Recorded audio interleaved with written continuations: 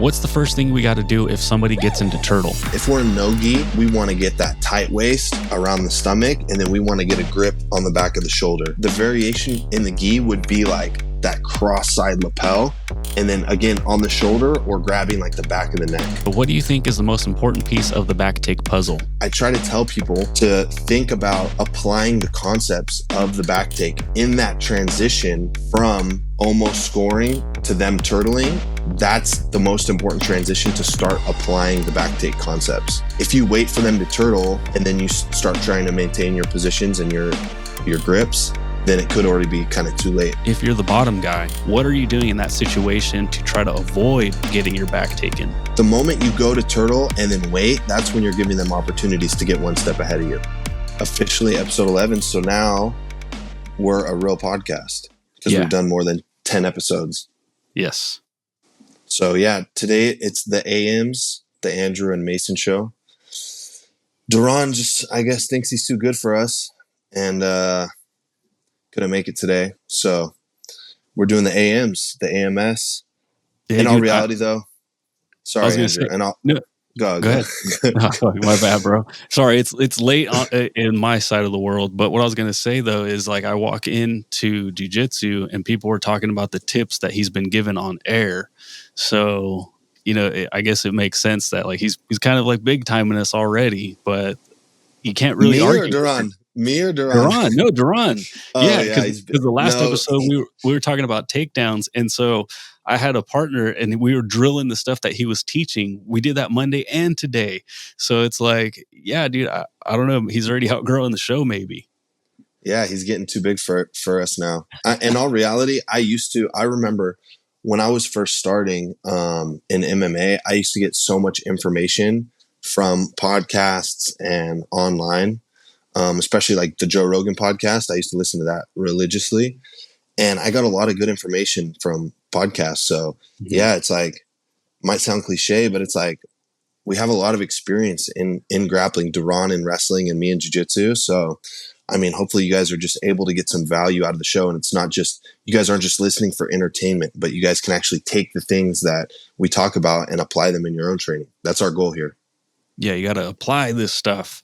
And I mean, you're literally traveling the world, teaching a lot of people, a lot of cool stuff.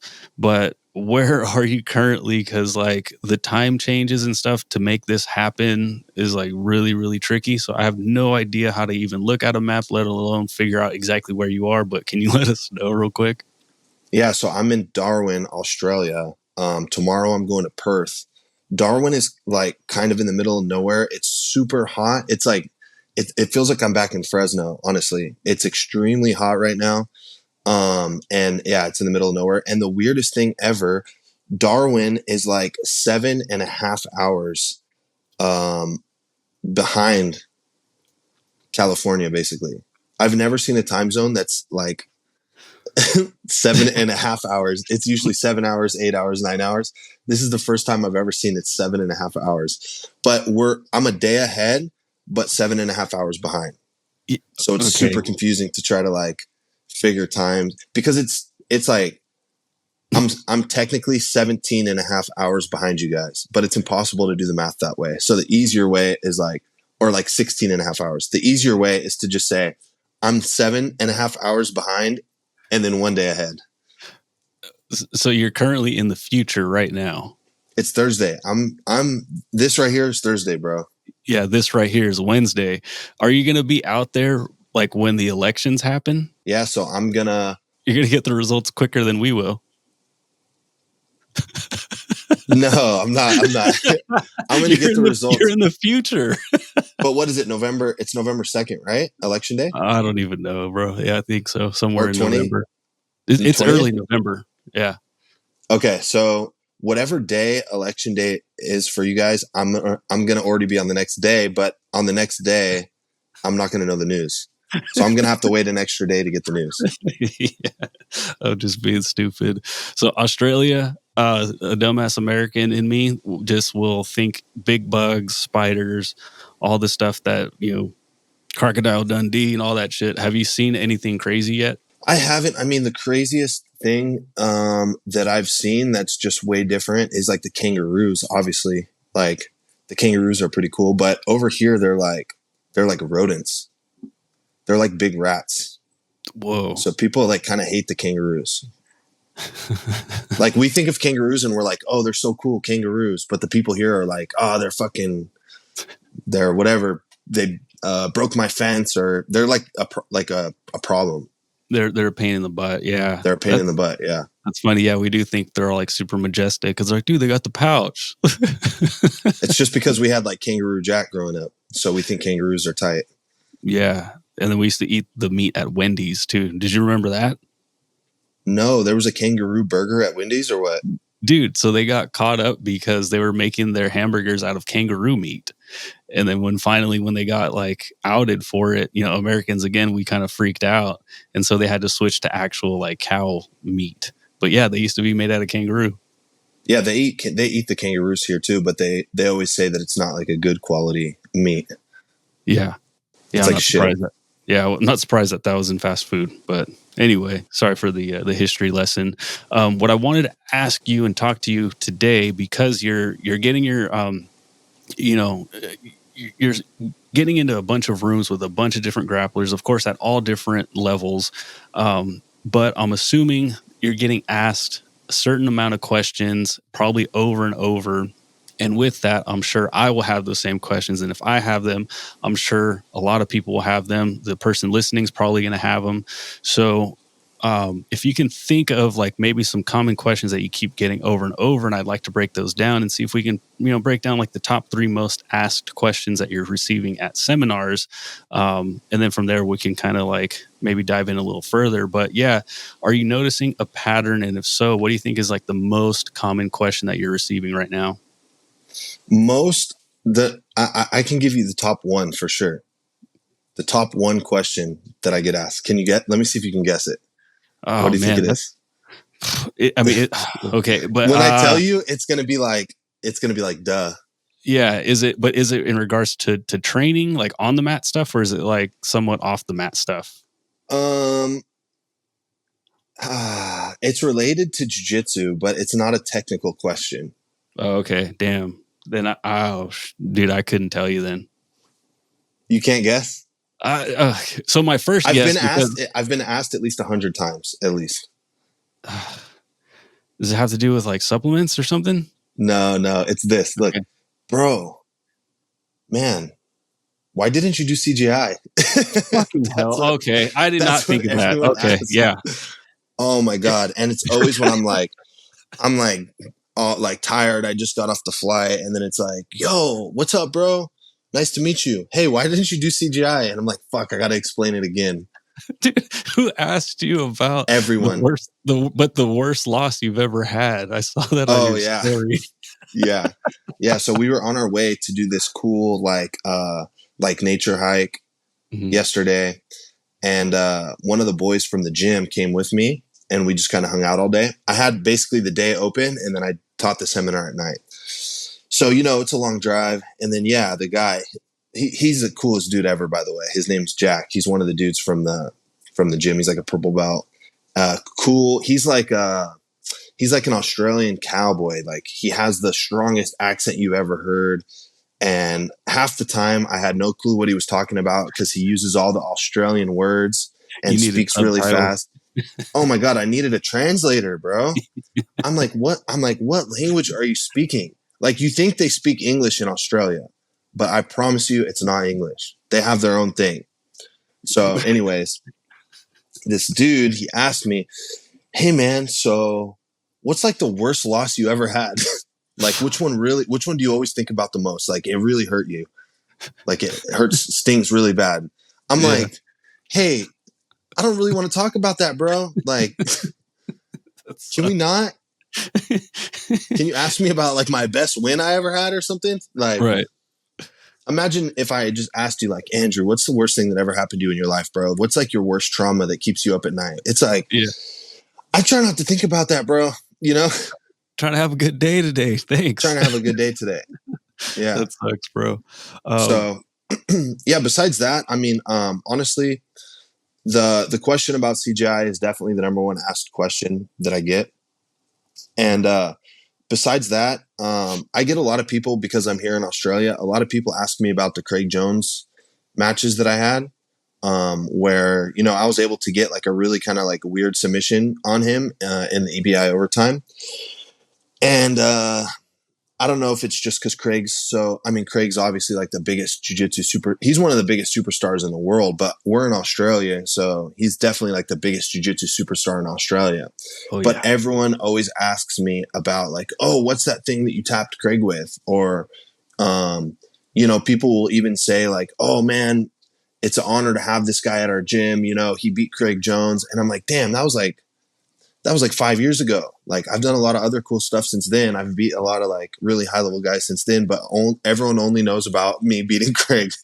You know what I mean? So They're like, all right, everybody knows Craig Jones, right? Yeah. Oh my God. Yeah. I love Craig Jones. This guy beat him. It's Mason Fowler. Oh, I'm like, that's the usually when thing to people say. ask me about, yeah, when people ask me about my accomplishments, I'm like, yeah, you know, like I won the ADCC trials 2 times. And like, I was like the Mhm. third American to ever win the Brazilian nationals.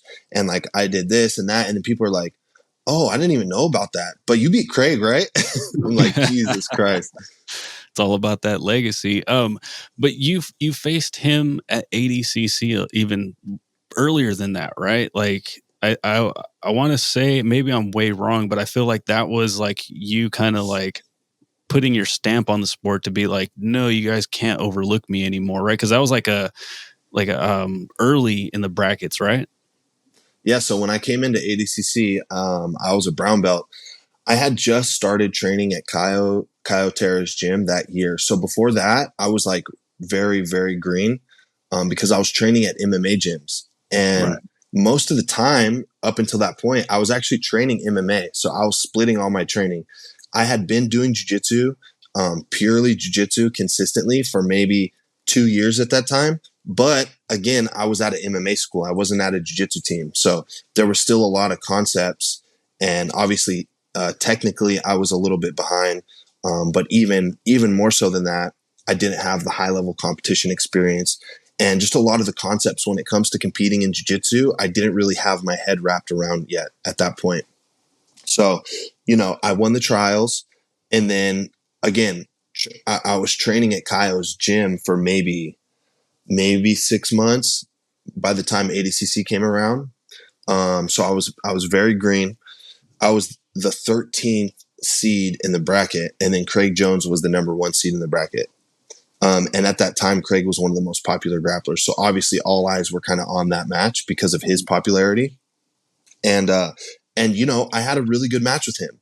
And when I go back and rewatch that match, I do see that I was still technically I was a step behind him for sure, like no doubt about that.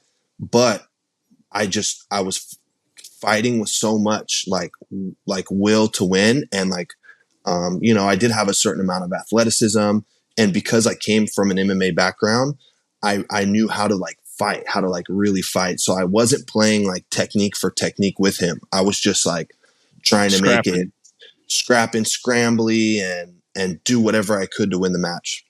Hmm. And then obviously, you know, there was a lot of controversy because at a certain point in the match, I swept him and should have scored 2 points, like very clear sweep. And there's an argument to be made that I swept him twice, but one of them, I guess, you know, could be a little iffy, but the second one was without a doubt 2 points. Hmm. And it was so clear that after the ADCC had finished, Craig spoke publicly about it on a podcast and said that uh, there was going to be a hashtag, like hashtag justice for Mason. And like I got screwed at ADCC. Craig came out publicly and said that I got screwed and I didn't get the points. And then the head of ADCC, Mo Jassim, came out and said, yeah, I rewatched it. It was very clear Mason should have got the 2 points. So essentially, after that sequence happened and I didn't score, we ended up both standing and there was like a minute and a half left maybe. And I was trying to score on him. So I shot in on him. And then as I shot in on him, he guillotined me. Right. And then he tapped me. So then like the fans of Craig will say like, it doesn't matter if you got the points or not because you got submitted. But in reality, when you're winning 2-0 or 4-0, you're not going to take like a sloppy shot and get guillotined, right? You're just going to like hand fight and wait out the time. So, you know, got kind of screwed in that match. But then still, it did raise my stock because I had such a good fight with the number one guy in the bracket. Mm-hmm. And it seemed like after that match, like he came over to talk to you. Do you remember what was said at that time? Yeah, I think he just was saying, good match. You're tough as hell. Like, really good job. Because, at that time, he was beating all the best black belts in the world. He was the number one seed at ADCC at the World Championships. And here comes this brown belt kid that, has only been focusing on jiu-jitsu for, a couple years and just moved to a real team. And then, gave him a freaking really hard match that I could have potentially won if the match was scored correctly. Mm-hmm. Yeah, no, it totally would have changed the trajectory of the rest of that match. If you would have been, I don't know, there's whatever, no need to argue with that. But what was the time difference between that and the time that you beat him in? It was called Submission Underground, right? If I'm getting that right. Yeah, that was probably around a year later. So I had gotten injured at ADCC. I actually went into the match with Craig with a torn meniscus. I tore it in the first match. I've never even really came out publicly and spoke about it, just because I don't like to make excuses or anything like that. But tore my meniscus in the first match, and then lost to Craig. And then obviously from there, I ended up having to take a long time off. And I did come back and try to compete maybe 2 or 3 months later in the Nogi Worlds, but I was competing with my meniscus still torn, and I was competing against a guy named Roosevelt Souza, big heavyweight, and he went and just kind of like grabbed my leg and pushed it, and my knee was so injured that I just like instantly tapped. So that was pretty horrible. Had those two kind of losses back to back, had the injury. So then I took a long time off. I took another maybe like 3 months off. And then, from December to March, and then March 2020, COVID happened. So I was able to like fully just like rest for a little while. And then I got back into training, maybe in April. And then it was like June that I competed again for Submission Underground. And we did the tournament, the 8-man tournament, and the winner of the tournament got the match against Craig. So it was maybe like July or August, somewhere around there. Of 2020 that I was able to get the rematch. So almost a full year.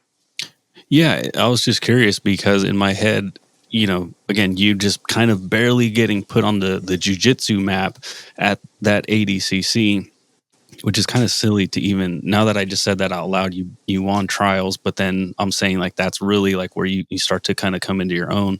But only 1 year later, the guy that beat you, that was the number one seed. And I understand, again, I don't know if he won second place that year, but I'm just going to go with it because that's what Yeah, he won second place that year. Yeah. Right. But then a year later, you beat him at Submission Underground.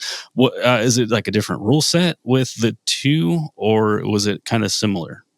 Yeah, completely different rule set. Okay. And I actually got a little bit of backlash because I really kind of like gamed the system and like really played the rule set in order to win.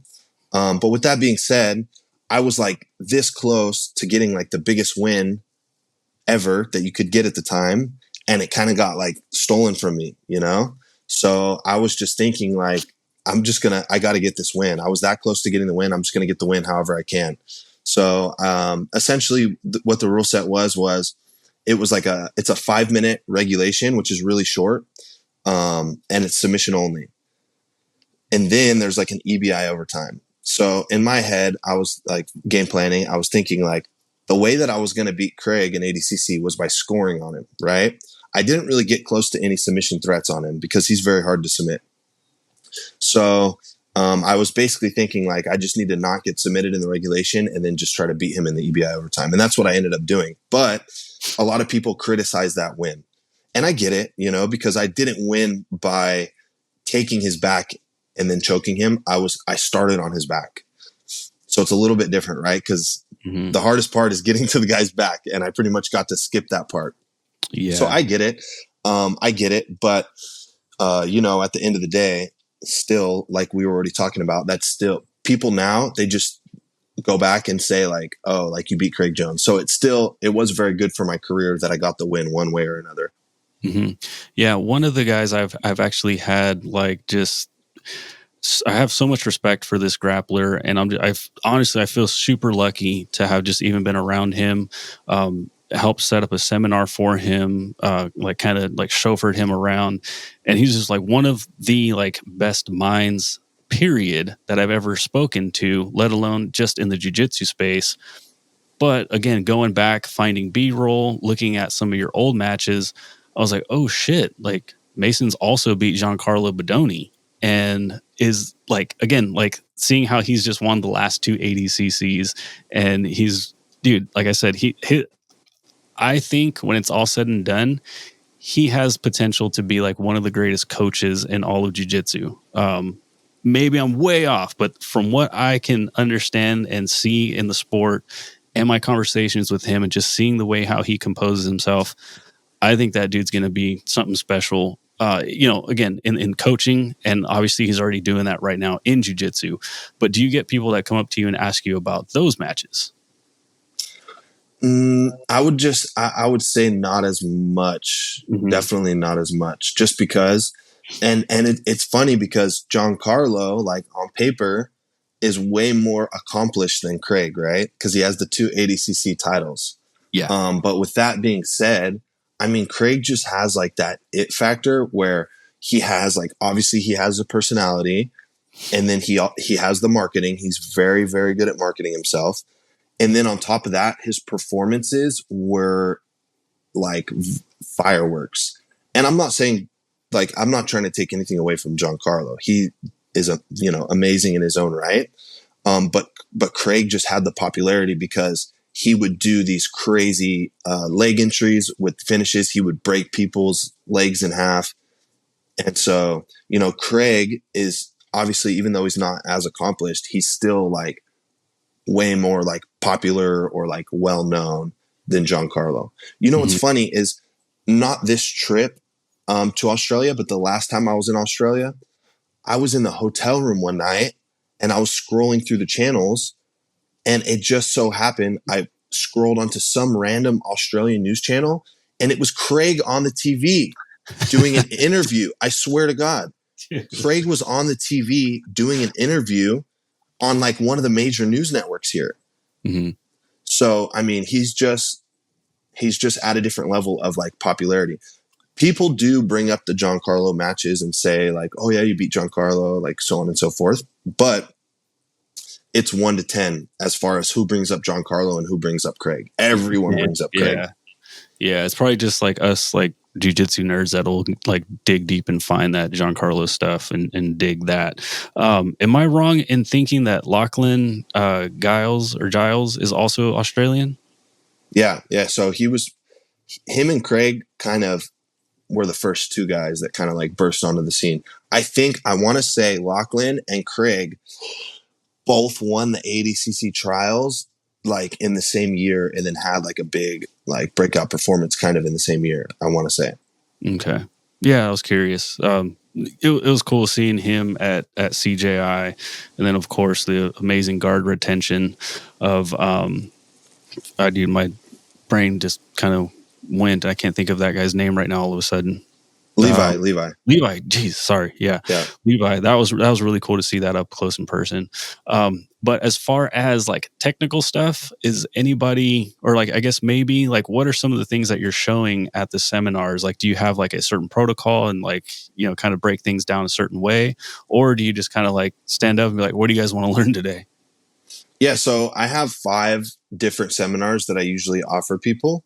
And then basically ahead of time, most gyms will ask me like, hey, what are you planning on teaching? And then from there, I'll give them the 5 options and let them choose. Right now, because my back's still a little not great, I've been taking out one of the options, which is like wrestling for jiu-jitsu, just because I feel like that one would probably be really hard on my back. But with that being said, yeah, I usually let the gym owner choose. And then, man, I have so many seminars right now that I forget which one I'm teaching, and I have them all memorized. So basically right before I step onto the mats, I usually just ask the owner like, "Hey, did you ask me to teach a certain seminar?" And then they'll be like, "Yeah, we talked about working on the back." And then I'm like, "Okay, I got it. I could just start teaching it right away." Got it. So when working on that back seminar, because I know for me personally, like taking someone's back is just one of those things that for some reason, like I can't get from point A to point B. It just kind of escapes me. Like I'd rather just kind of hang out in side control, or if somebody gets in a turtle, I'll just like, hey, can we just reset? Because like I'm done. Obviously, I don't actually do that, but I want to. When it comes to taking the back, what are you seeing some of the attendees kind of like missing, and like what are you correcting the most? Yeah, so there's two kind of variations of the seminar that I like to teach. Sometimes I'll start the seminar already on the back, and then it'll focus more on control, escaping, and submissions. But lately, I've been teaching it a little different. I've been teaching from turtle, so that way, a big part of the seminar will be actually taking the back, which is obviously really important as well, right? But I would just say the way I try to teach the seminar is like I try to explain like we're going to start from turtle and when we start working on all the techniques, but I don't want you guys to limit yourself and think that you guys have to do these techniques from turtle, because when you're taking someone's back, it's a very dynamic exchange. Usually the way that we get to turtle is because we were close to scoring points, right? Unless you're doing situational training, you're not just going to start on turtle. We're going to get to turtle because I got close to passing your guard. And then as I was trying to maintain the guard, you turtled in order to not allow me to score the passing points.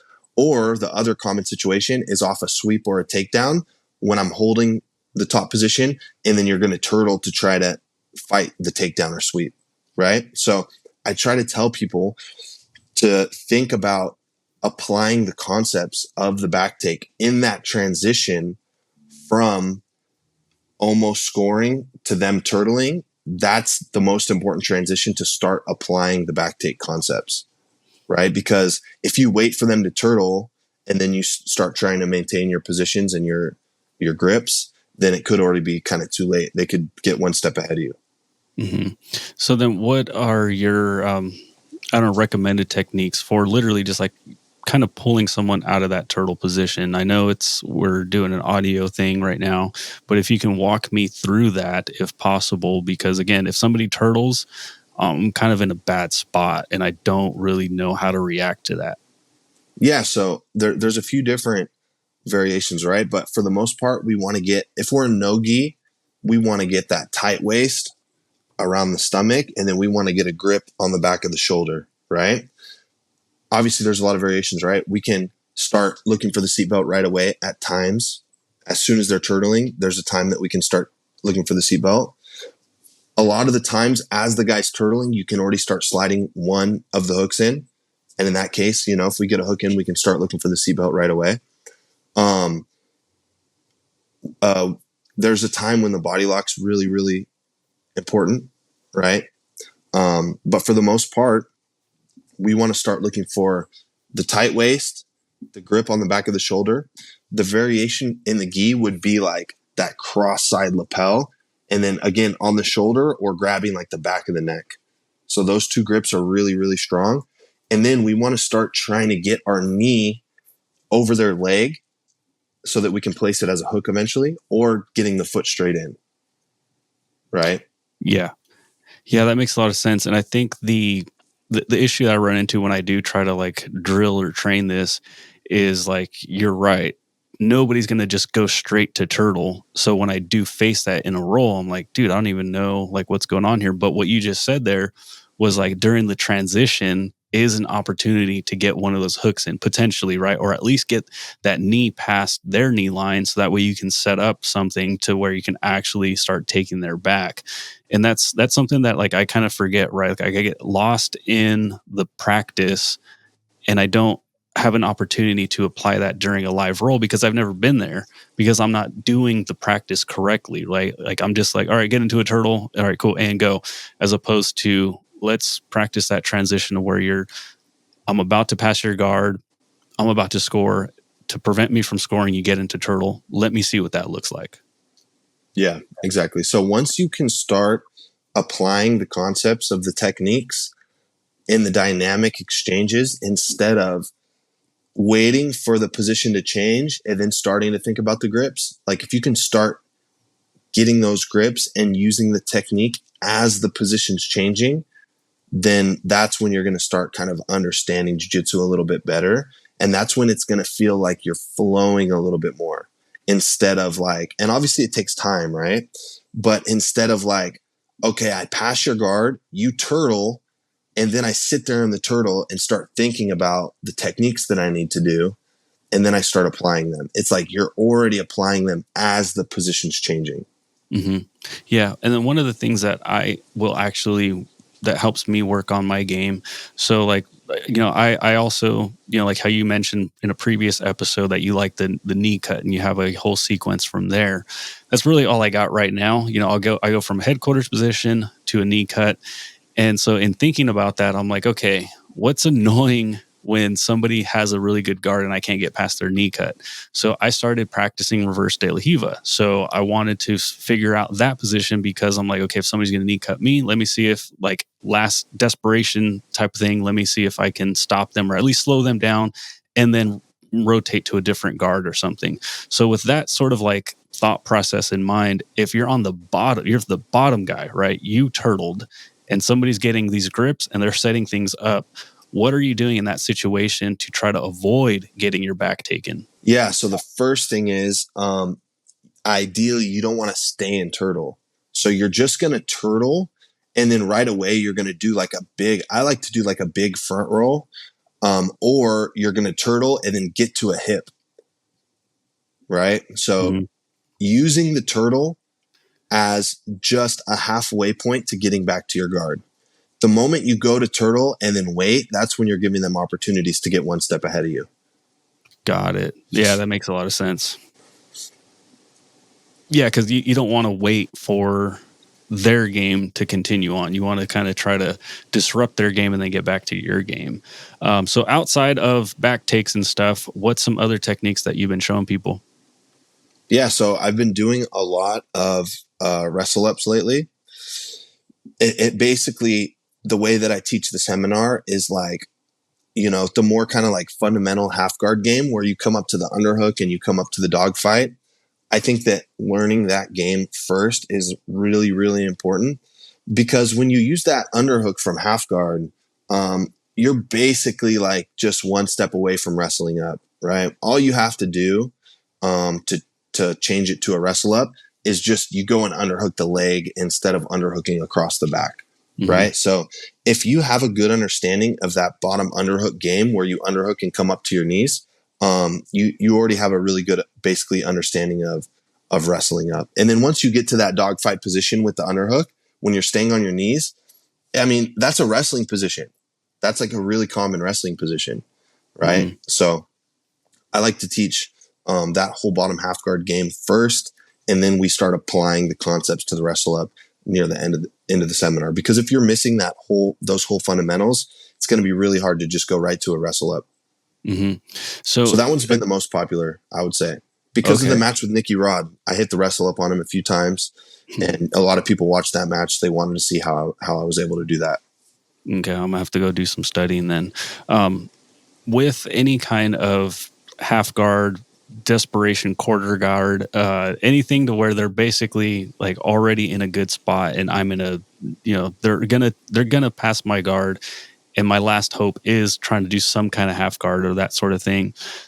What happens a lot to me is like they'll get kind of like that leg weave, especially because I train in the gi. So like they'll have one hand under and then they're just basically like shoving my legs out as they're applying a lot of pressure. So I'm already kind of sandwiched.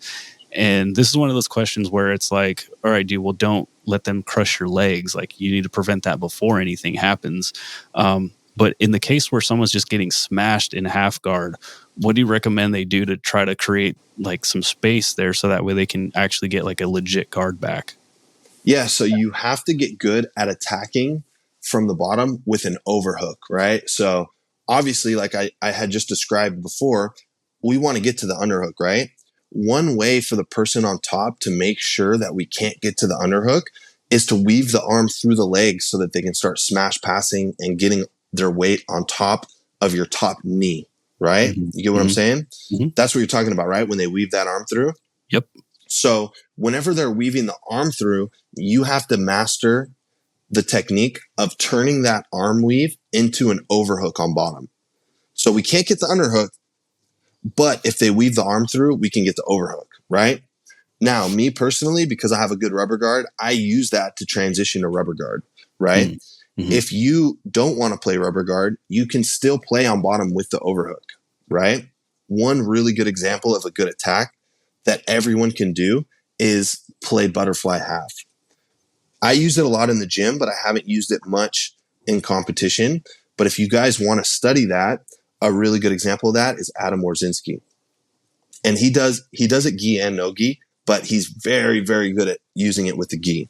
So if you guys study some of his matches, you'll see anytime he can get an overhook from the bottom, he'll usually go and grab the belt from there and then use that butterfly hook to go and elevate and set up his sweeps and his submissions.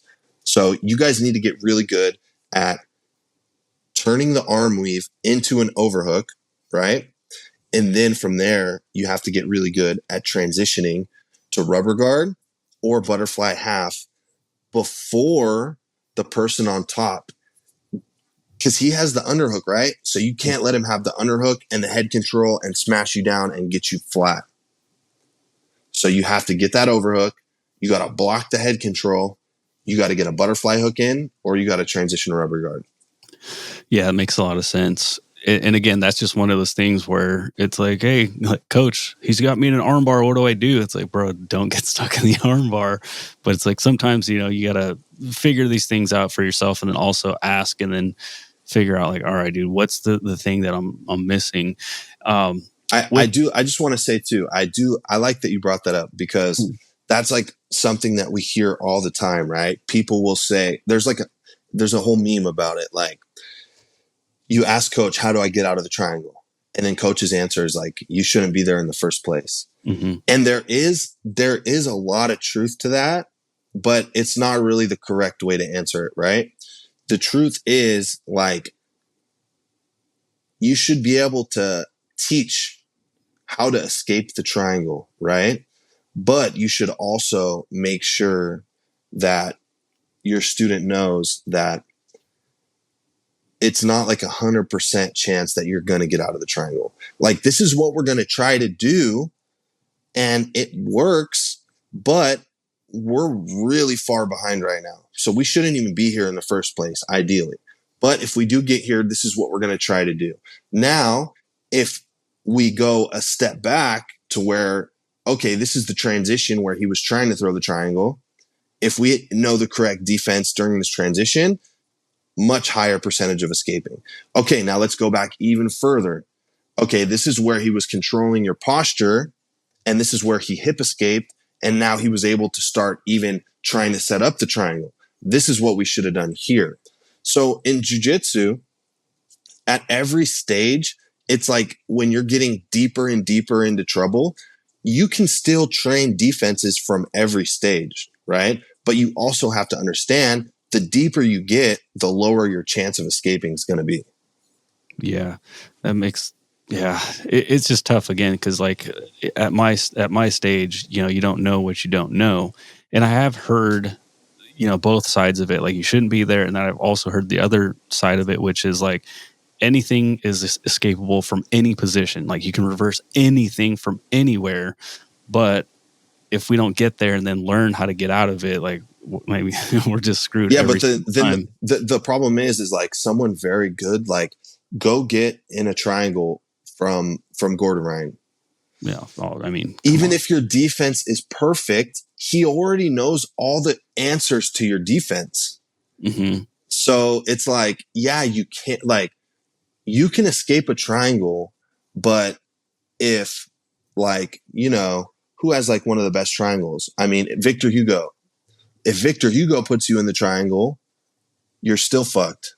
Mm-hmm. So yeah, like, you shouldn't let him put you in the triangle. Like, the answer is to try to defend before you get there. Like, we're still going to try to escape, but like, it's a very low percentage that you're actually going to get out. Even if you have a like perfect defense, you escape everyone's triangles. Okay, go escape Victor Hugo's triangle. Good luck. Yeah, game over, bro.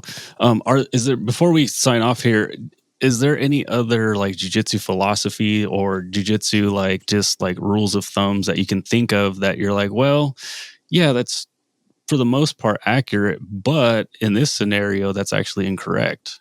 I mean, there's a lot. There's just a lot. There's a lot of little things. As you get to a higher level, you'll start to kind of understand that the rules that you were taught at like white belt, you can kind of start to break them if you understand why the rule is taught. Like one example is like not to cross your feet on the back, right? You can cross your feet on the back. You're not going to just burst into a cloud of smoke the moment you cross your feet. You can cross your feet, but the reason why you're not supposed to cross your feet is so that you don't get ankle locked. Okay, if you understand that, how does the person put you in the ankle lock? Well, they have to bring their leg up over your feet, put it over your feet, and then hip in and apply pressure to your ankles. Okay, so what if I cross my feet and then as I see the person's foot coming up, I uncross them? Right? Once you understand, then you can get away with doing those things that you're not supposed to do. Or another one is even like not to cross your feet on the armbar. Everyone always says that, don't cross your feet on the armbar. I the other day was watching a match that I had in Polaris against this dude named Kaiwan Gracie. He's Hodger Gracie's nephew. So he's the greatest of all time's nephew. He's been doing jiu-jitsu probably his whole life. Very high level jiu-jitsu black belt. And I submitted him with an armbar. And when I was watching the video, I saw that my feet were crossed. So it's like, I mean, if you can tap someone like that with your feet crossed, then it's probably not the end of the world to cross your feet sometimes. But then you have to think, okay, why can I not cross my feet? That's the most important answer. Why can't I cross my feet? Well, because if you're crossing your feet, then, you're not putting pressure on the guy's head, and then they can come up and stack you. But then I looked and it's like the position we were in, I was belly down and he wasn't able to stack me. So then it didn't matter that I was crossing my feet. Got it. So think more about the whys.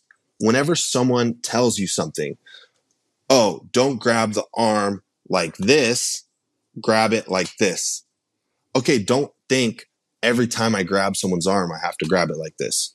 Because there are some situations where you should grab with the thumb and you should grab without the thumb. If you understand the why am I grabbing like this?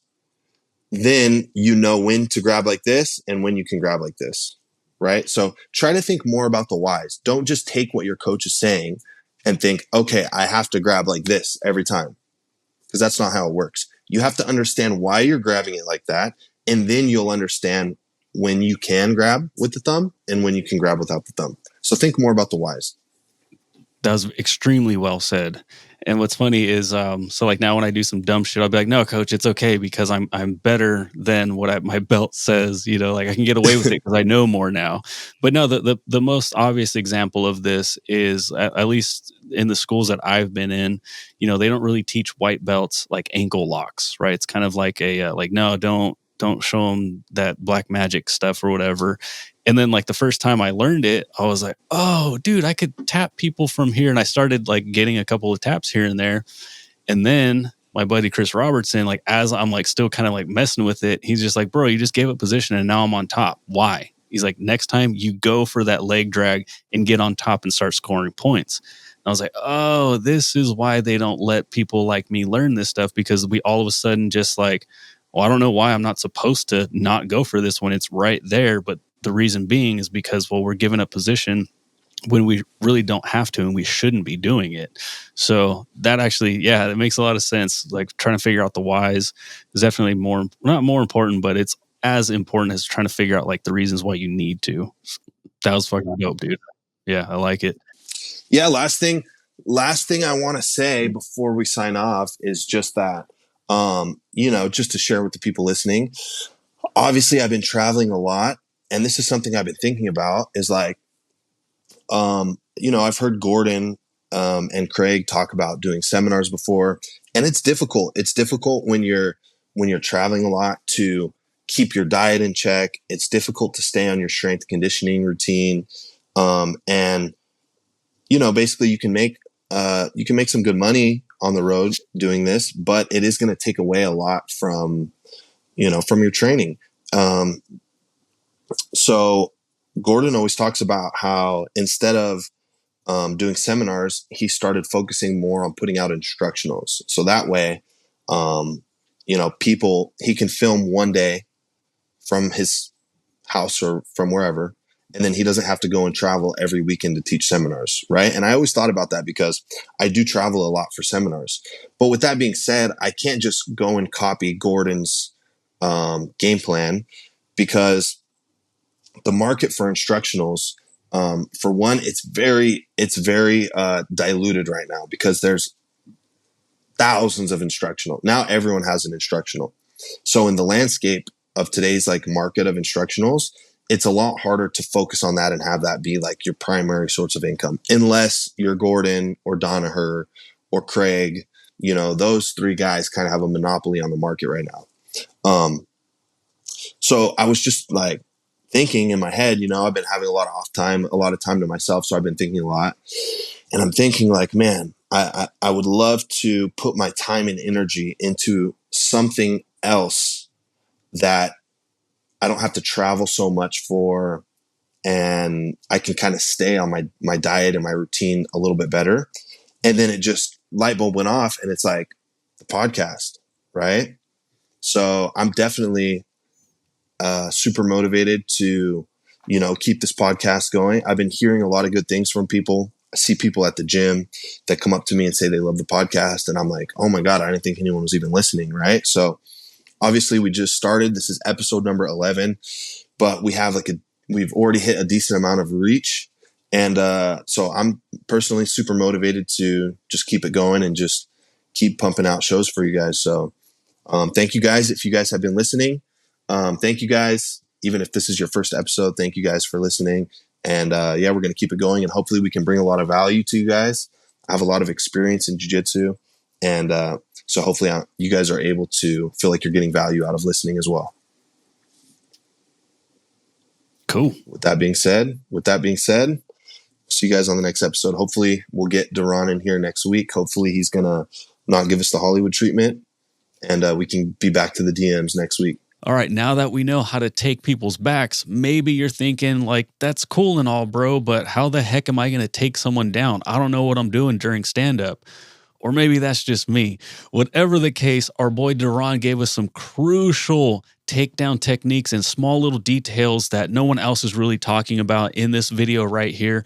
Highly recommend it. If you liked this one, you're going to love that one. We'll see you over there. Peace.